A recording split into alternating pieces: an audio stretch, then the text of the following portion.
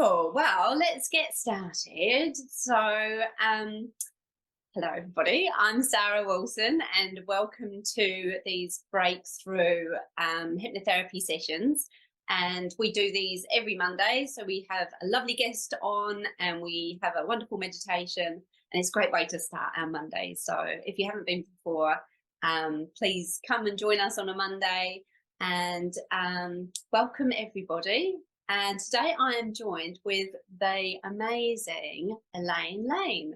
And I have had the pleasure of knowing Elayne for a little while now. We actually trained together. So it's a pleasure, absolute pleasure, getting back together and having a little chat. We had a wee chat before we came on and caught up a little bit. So that's been really nice. Elayne is a multidisciplinary therapist. She uses hypnosis, she uses massage, she uses kinesiology, and many other things as well. So we'll go into all of those things as we have a chat. But welcome, Elayne. Thank you for joining me today. Thank you. It's lovely to be here and to be able to just share some of the things that I've learned along the way. Yeah. It's a really lovely thing to catch up with you again. And I remember one of the things I remember when we were training together was that you were so enthusiastic about different modalities and things that we could all try. And I've got one vivid memory of you bringing in a lot of beautiful aromatherapy oils and getting to play with them and the different ways that they work. So that was kind of a lovely memory that I've got. If you think about all of the different ways that you have, looked at therapy and healing over the years, can you take us right back to the beginning and when that kind of thirst for knowledge first started for you? Yeah, well, years ago, I used to work in law. So, but I had a very boring job for a couple of years, and it sent me on a sort of a soul search for what do I really want. And what I realized is that I really like working with people. So I did a lot of evening classes that year, trying out different things like counseling, and qigong and tai chi and yoga and all different kinds of things. And then I decided that I wanted to learn massage. So I went on a massage course with a friend, just to help her out really, and found that I loved it. And that was my thing. I got hooked and never looked back.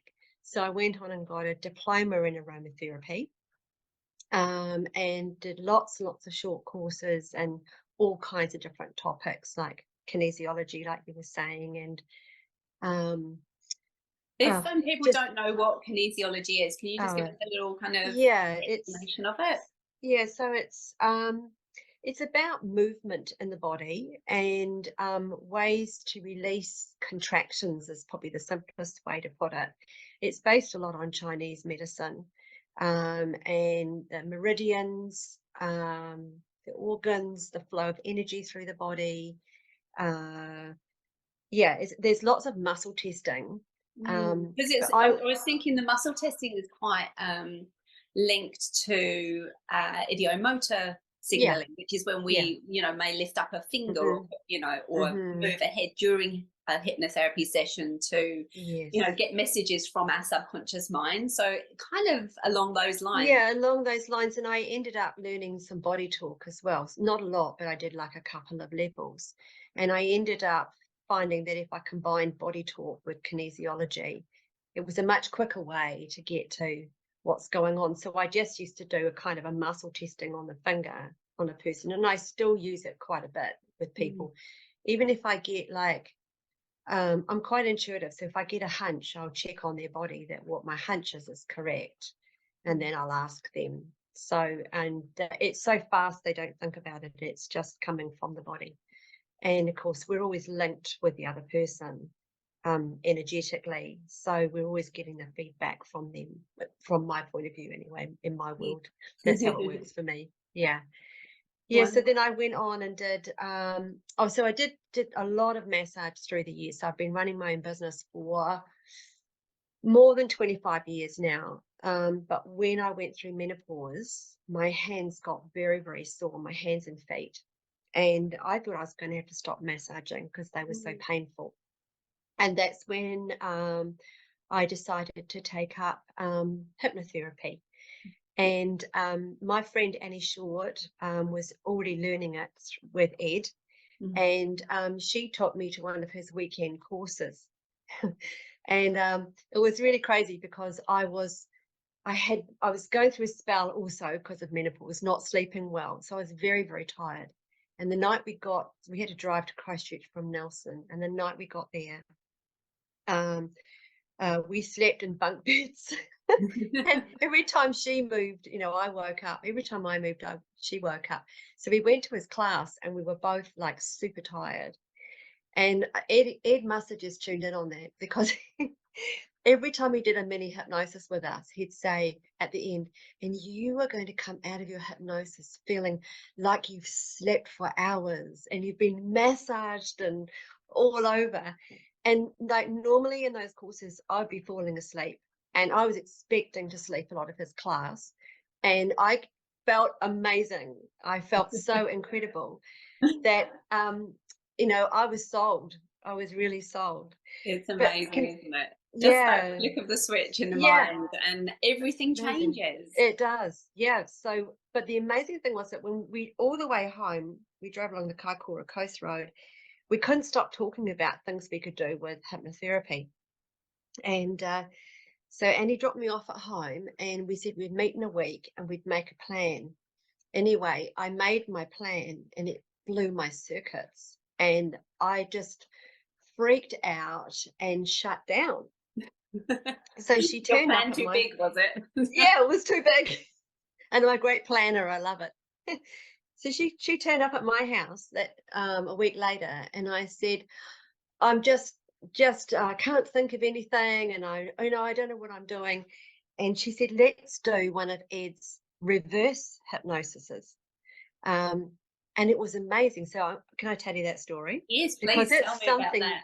people can use with their clients. If it's really where the client hypnotizes themselves and does their own story. And it can work really good, especially if someone's visual, but a bit resistant to doing any work. So she said to me, close your eyes. So I closed my eyes. She said, where are you? And I said, I immediately got a picture and I am very, very visual. So I was on snow with an igloo. Okay. And she said, okay, so are you inside or outside? I said, oh, I'm inside now. And I said, there's a little fire burning and there's reindeer skin on the floor. And I'm all nice and cozy in this. And someone keeps coming in and feeding wood on the fire. So she said, okay. She said, well, what happens next? Which is the technique. What happens next? You keep asking what happens next or what did you do? I said, oh, I'm on the ice, snow and ice, and there's a big polar bear, huge polar bear coming towards me. And its body is just rippling as it's moving. And it's very carefully placing its foot, one foot in front of the other on the snow and ice. And it's like, okay. And so what's happening now?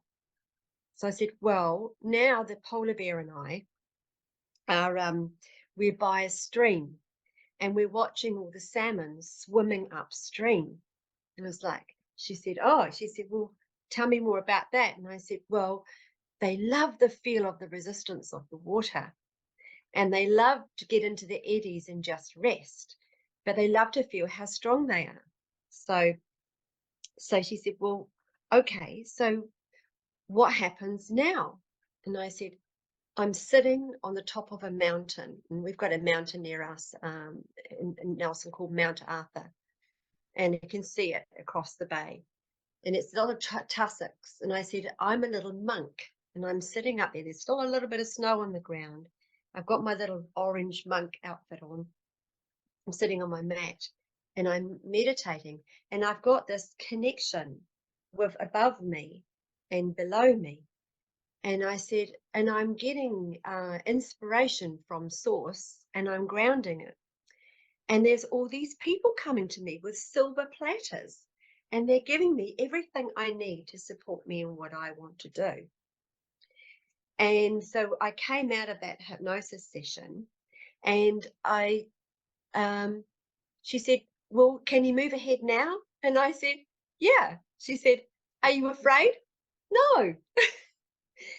And Isn't that so, amazing? Like, I yeah. just love the way that the subconscious mind gives us images and symbols and, Yeah. parallels with what's going on in our life, Hmm. but in a Hmm. story form. Yeah. It's just such a beautiful technique. I love it. Yeah. Um, so, Yeah. can you thinking about that and your journey after that? Can Yeah. you where for you? And I know that you've had a um, chronic fatigue has been part of Yeah. your life Hmm. over the last little while, but can you tell me when that happened and the Okay. connections with your mind and how you kind of decided to overcome that and what you did? Okay. Well, this was before my hypnosis days. So it was 20. My son is 24 now, so it was just after he was about a year or so after he was born.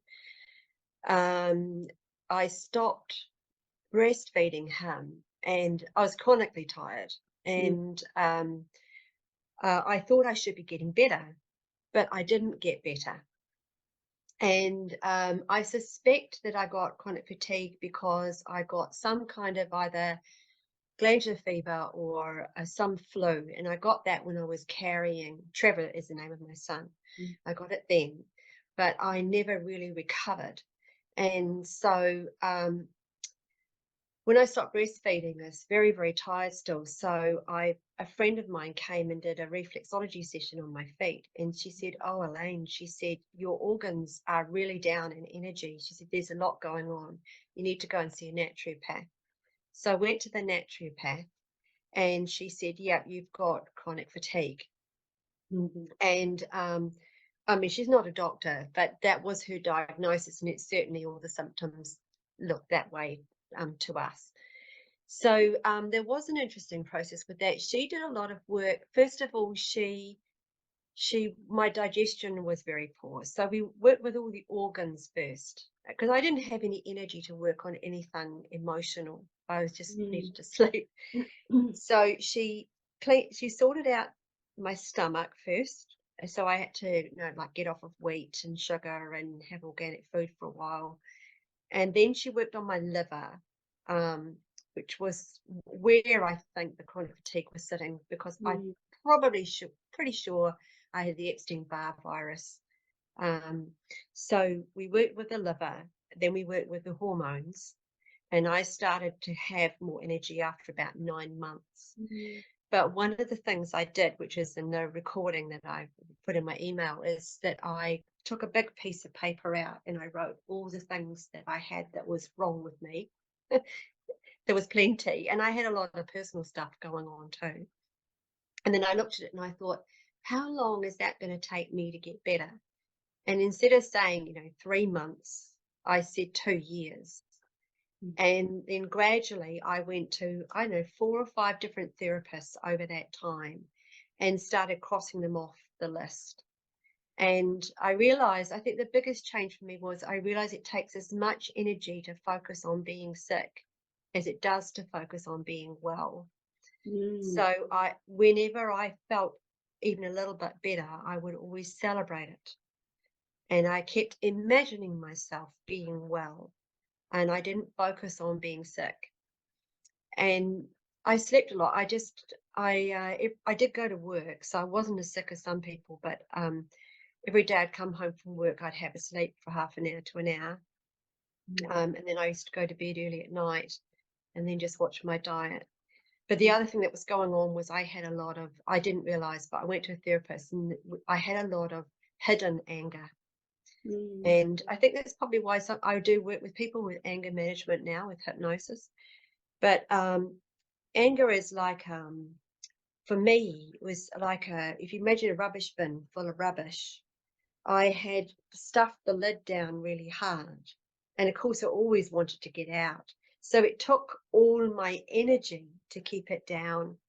And once we opened the bin up and I was able to release the anger, which we did kind of through a venting process, and yet always with a soothing after.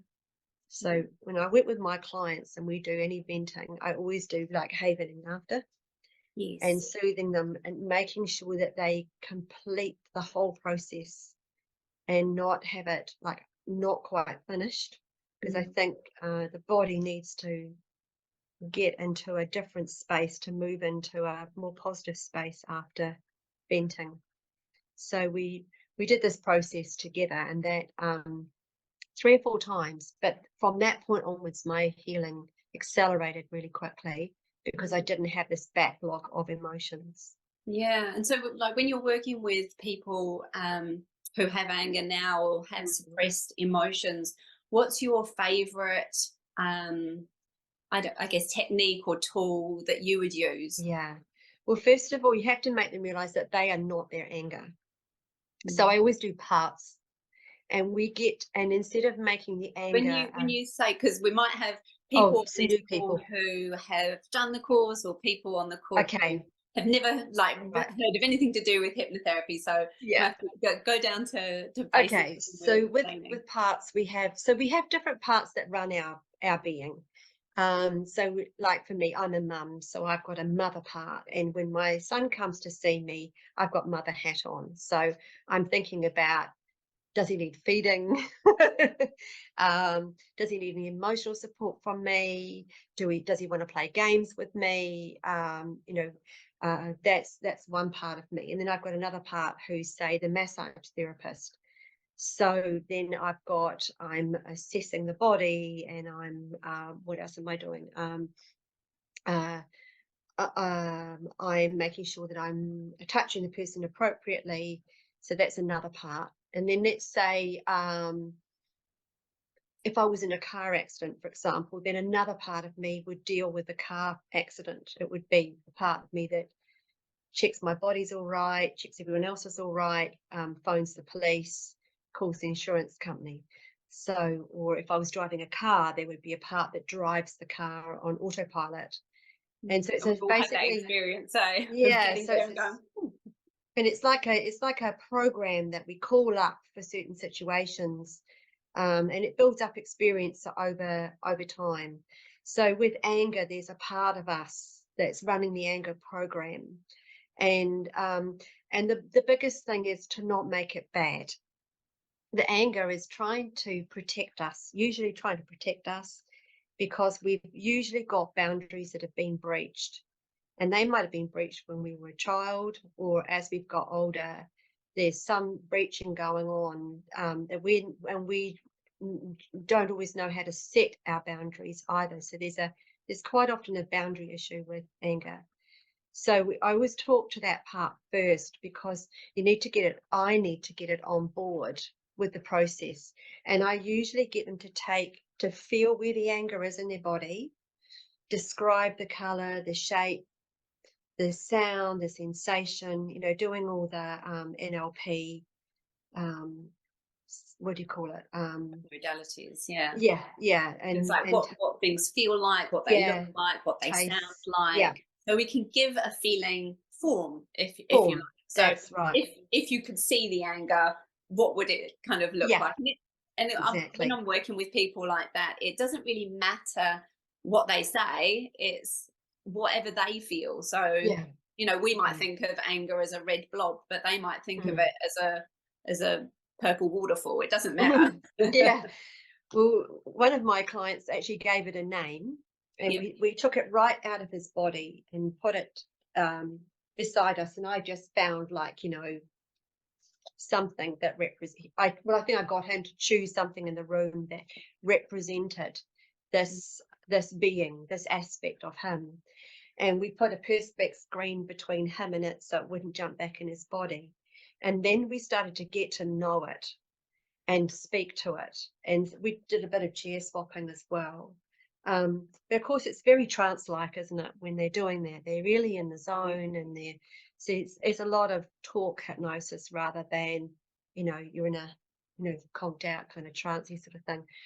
And so we're talking to that part, and actually it's largely a re-education of that part, Mm. teaching it um, new techniques when it's challenged, and also teaching it new boundaries. And also, often that part is very childlike. Mm. Um, and so, we can't start to treat it like an adult and speak to it like an adult and upgrade its knowledge about how to be in the adult world. Like And updating a computer program a yeah, little bit, isn't it? yeah, yeah. So there's a lot of that. And then I do, um, I often look at a website called Uncommon Knowledge, Yes. Yeah. which is some psychologists that are hypnotists in the UK. And they have quite a lot of scripts, but they also have some very good blogs. Mm. And so often before a client comes, if I know what they're wanting to work on, I'll go and have a look at what are they saying about it. And they often have some really good ideas, like anger is black and white thinking, and there's, of course, reality is that life is 50 shades of grey and more. And Absolutely. those sort of things is very, very helpful when you're working with clients to be able to Mm. just get a bit more background around the psychology of an emotion or what's Mm. going on for people. So I've That's learned a lot from them. Yeah, Mm, it's a really useful site. I've used it quite a lot mm, as well, and really, very generous with the knowledge that they have. yes. So, Yeah. I was just going to ask if thinking about chronic fatigue, have you worked with Yeah. other people who have gone through that with hypnosis? Um, well, when I did that blog recently, I had a couple of people contact me about it. But I was talking to them more about like assessing the whole situation. I think the first step is to recognize that it's a big picture thing. It's not just feeling tired. It's usually there's things they're not happy with in their life, their diet's not right, um, they're not getting enough breaks or not having enough joy in their life. Um, I like the Human Givens project for looking at the basic human needs of people.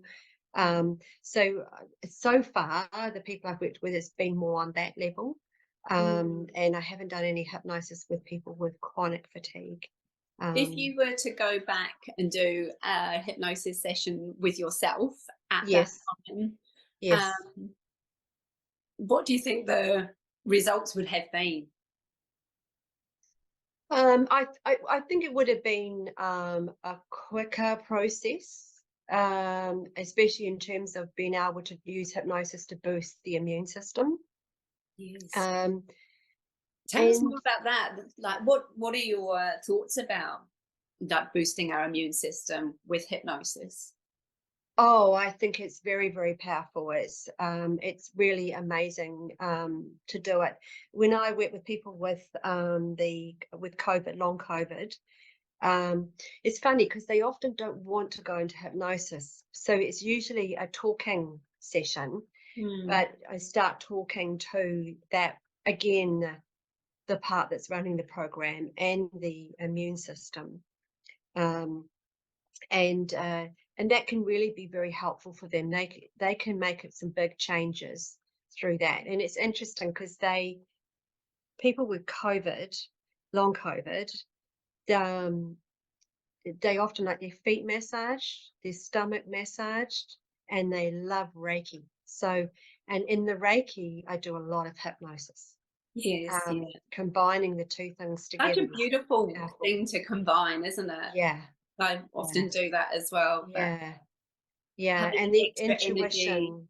Mm, and yeah, absolutely. And the intuition yeah, that comes with, working with energy, I think yes. are just beautiful things that go hand Oh, in hand with amazing. hypnosis. Yeah, yeah. I get a lot of pictures, and then I'm asking my my helpers. I don't know how you call it. Everyone has different words, but I'm asking spirit for guidance and how does that come together, and often I'm telling the client what I'm doing.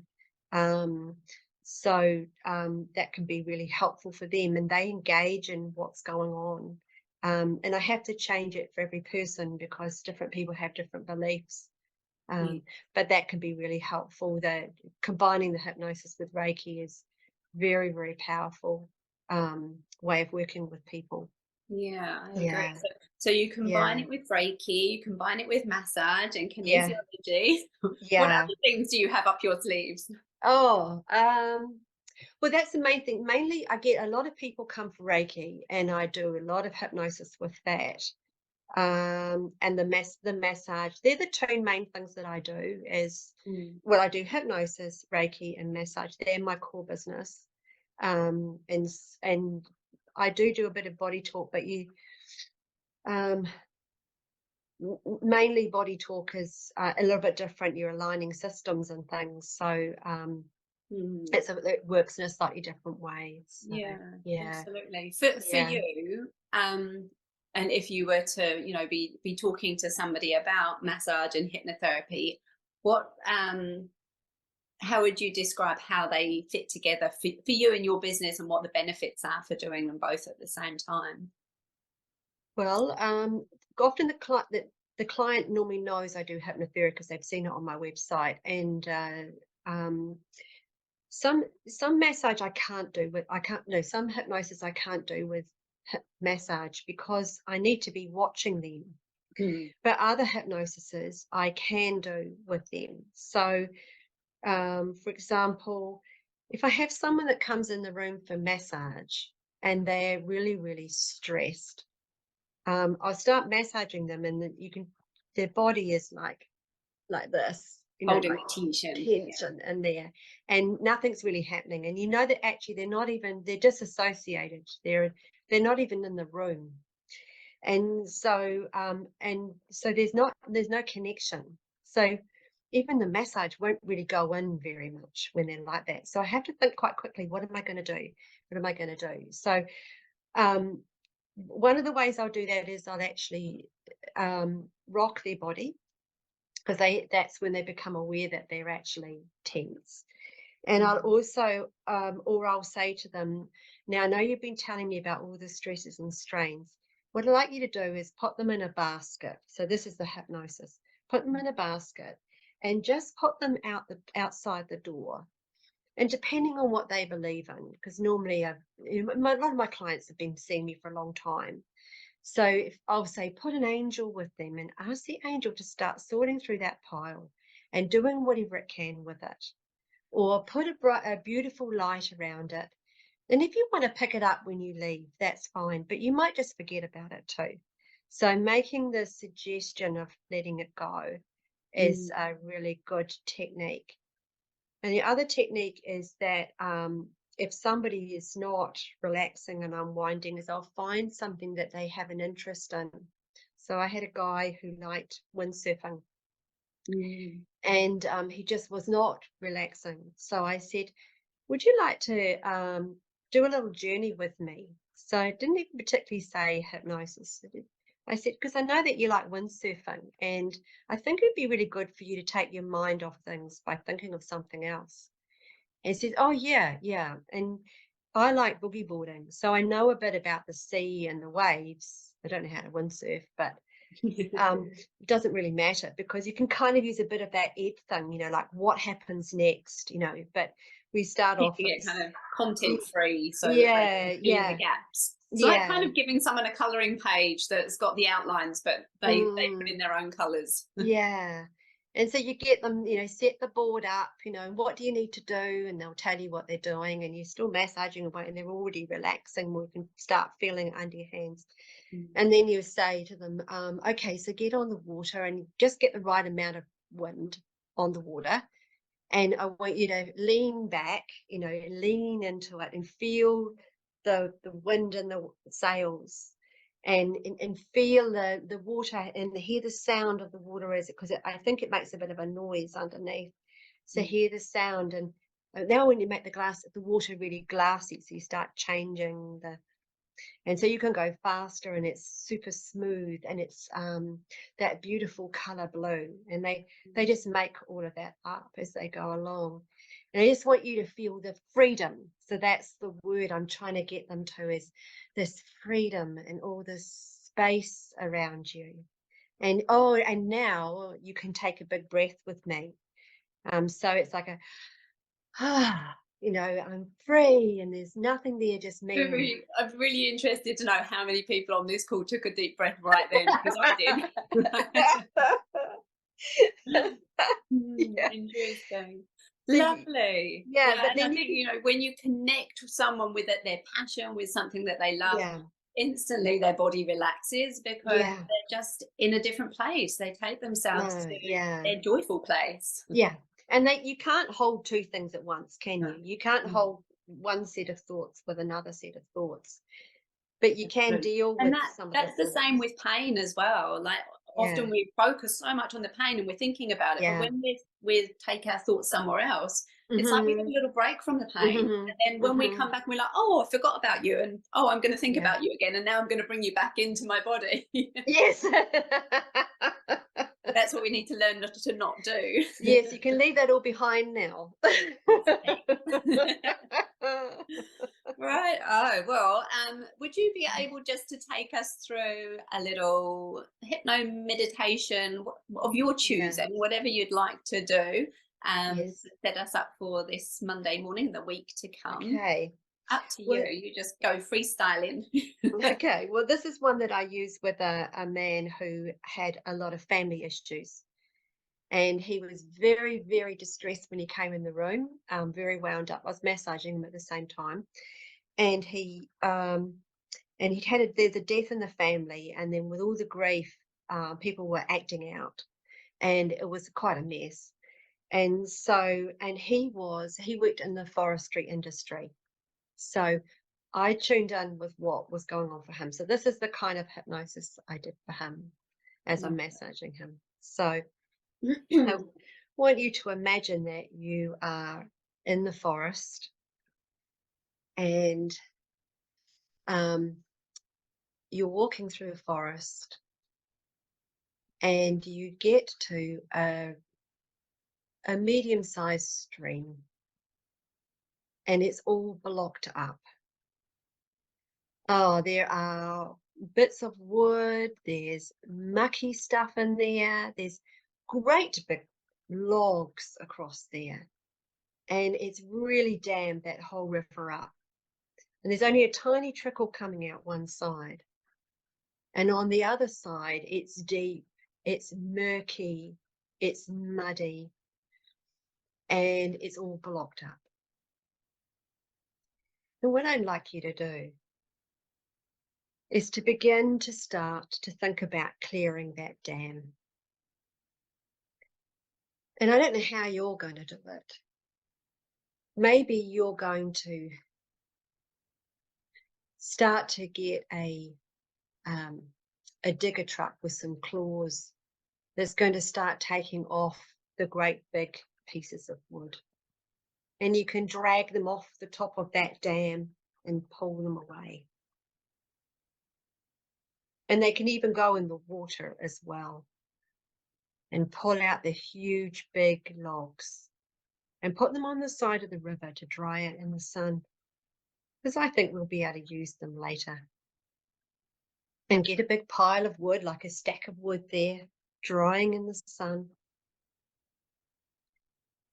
And when that is all done, then I'd like you to get a couple of beavers to start to work on pulling that dam apart, pulling out all the twiggy bits, the stones. The beavers know all about dam making and dam busting. Finally, there's one piece left. And when you pull that piece, the whole dam is going to blow apart so that river can flow once more. Are you ready to pull that bit? Good. Here we go then. 1, 2, 3. Pull it out. And just like that, pick up sticks when all the sticks fall over. Now the water is beginning to break through. All that muddy, mucky water floating down the stream, all the little tiny bits and the pebbles and the stones and all the bits that make up that dam the water's rushing through faster and faster and faster until finally the water finds a new level. It begins to settle. The flow evens out and it starts to become crystal clear. Now you're going to take those logs that you have been drying out in the sun and to make a bridge across the river. Building that bridge now. I don't know quite how it's going to look, whether it's going to be a fancy bridge or a very simple one, but getting it going from one side to the other. Doing the finishing touches now. And walking across that bridge to the middle. And from that point, you can see the other side. And new possibilities on the horizon. But also when you look down, you can see the bottom of that river. Crystal clear. And you're seeing it from a new perspective as you look down in that river. And you can look behind you at where you came from. That led you to where you are now. And choose which direction you want to go in next. And in this meditation, you can just move forward. Leaving that old stuff behind, taking the wisdom with you, of course. Moving forward in the direction you want to go. And in a moment, I'm going to count to 3. And you're going to come back to the room feeling better than you have done for a wee while. Things being sorted out. New perspectives coming to you. 1, 2, and 3. Open your eyes and come back to the room. Oh, that was so lovely. Right at the end, when you said you can go where you want, there was this beautiful pathway that opened up that was all kind of light and it had blossoms and beautiful flowers everywhere. And I was like, that's where I'm going down there. Yeah, it's clear, isn't it? It's just Yeah, gets so it's clear. so beautiful. Yeah. And I know like some people, when they do hypnotic meditations, some people are very visual and can see, and I would just want to make sure that there isn't anybody on this course or listening that's like, I didn't see anything, because it's about how you imagine. And some people imagine with the sounds, some people imagine Yes. with words, some people imagine with the feeling of a place. So there's no right or wrong way to do it. Your way is the way, and that's the best way for you. Yes, and most of my clients, when they come, especially new ones, I always ask them if they're auditory, visual, kinesthetic, and I just watch their eyes where they go, whether they go up for visual, to the side auditory, or they look down. Because I'm very visual, I use lots of visual language, and that can trip me up as a therapist because I'm not always speaking their preferred language of sound. So I often have to check quite carefully. If they're a sound person, then I have to slow myself down to make sure I'm using all the hearing sounds, words, and that takes a bit more effort on my part to be able to do the sounds. Yeah. No, same. Over the same thing. So I'm quite visual. Yeah. So Yeah. the same thing. I've worked with a few people recently with aphasia who, Yes. can't see anything or have any kind of visuals. So it's quite a challenge to reword things into a way that they can experience in hypnosis. But I had some really good results. So good. it can be done. Yeah. I've had an interesting experience with some people with frozen shoulders. Oh, okay. I had one client who'd had a frozen shoulder for a long time, and she'd had her x-rays, and it had healed, but she still couldn't move her shoulder. And so a couple of tricks I used for her is that I made her I put her into hypnosis, and I went to the control room and made changes in the control room around like the program that was keeping her stuck and rigid, and starting to make changes in that room so that she could move freely, and that she didn't need to keep that freeze up the shoulder program. But the other thing I did was I made her think about monkeys swinging from the trees. Yes. And that really helped her to unfreeze her shoulder and to be able to move her arms around a lot more. So that's Lovely. a good little technique for Yeah, really lovely people. story. And I think, when we're imagining monkeys, going through the trees like Tarzan, our actual minds are firing those messages to our Yeah, muscles. yeah. And I've watched people in hypnosis many times where they're imagining something and their legs are twitching as if they're walking, or Mhm. they're, that they might smile, or there's things happening in Mhm. the body when we don't necessarily think that they're happening, because we're just Mhm. imagining it. Yes. Yeah. Just imagining it. Just imagining. I know. The power of imagination. Be Absolutely. careful what you imagine. Thank you so much, Elayne. It's been an Yeah. absolute pleasure talking to you Lovely this talking to you morning. too.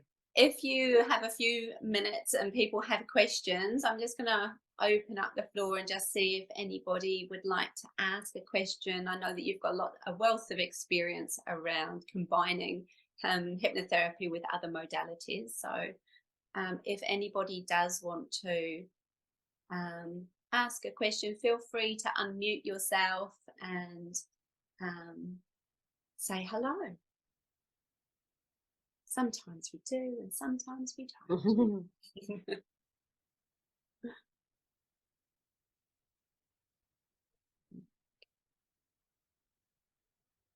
Yeah. I practice Reiki as well as hypnotherapy, and I Are was you, just JD? yes, it is Yes. me. Cool, It cool. is me. That's all right. I just I'm wanted not. to double check. Yeah, I'm not going to show you because I'm not in. I'm not going to put me on camera, shall we say? Fair enough. I don't like camera. But when you say you use hypnotherapy with the Reiki, do Mhm. you actually tell your clients you're using hypnotherapy with the Reiki, or Mm.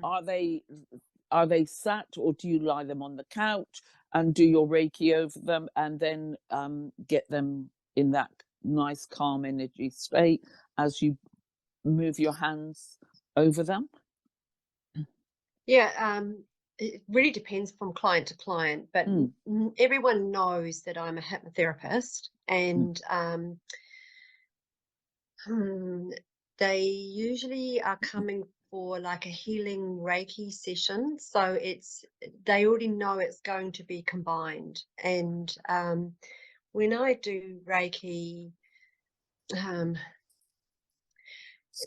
I've been doing healing for a long, long time. So it's probably not necessarily pure Reiki all the time. I'm working with all the layers and the auras and their spirit guides, as well as with their soul, um, and uh, and I just start talking to them when I wait to get something, and if I don't get anything, then I'm just doing the Reiki. But I mm, am always guided when I'm walking around the person, so I don't necessarily always mm. use the same format or the standard Reiki format of hand positions, Right. but definitely the Reiki's flowing when I'm working with them. Um, and but often I'll get something that will start me up, and I will take them through some kind of process as I'm doing the Reiki. Right. Yeah, so it's sort of a mixture of Reiki, and then I don't know, you want to call it channeling, but then there's usually, it's not just the information, it's what do they do with it? How can they make a change with it? So that's when the hypnosis is really good for moving them from one mind pattern to a new mind pattern that's more helpful for them, a different way of thinking. Yeah, Okay. yeah. Lovely. And my other question is, if you're doing hypnosis and you feel, sometimes you get that, it is energy, and you'd Mm, like to use, I mean, they a lot of the time, mm, well, they've got their eyes closed. Do Yes. you sort of, you know, as it were, stretch your hand out for Reiki? Because I feel sometimes the need to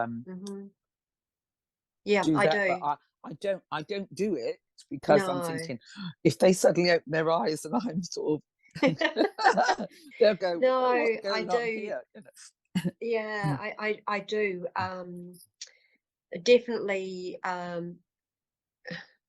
like I do promote myself as a multidisciplinary and therapist, Okay. and people know that they're probably going to get a mix. I usually ask permission, say if it's to do some Reiki at the start or to do some hypnosis in the session. Yes.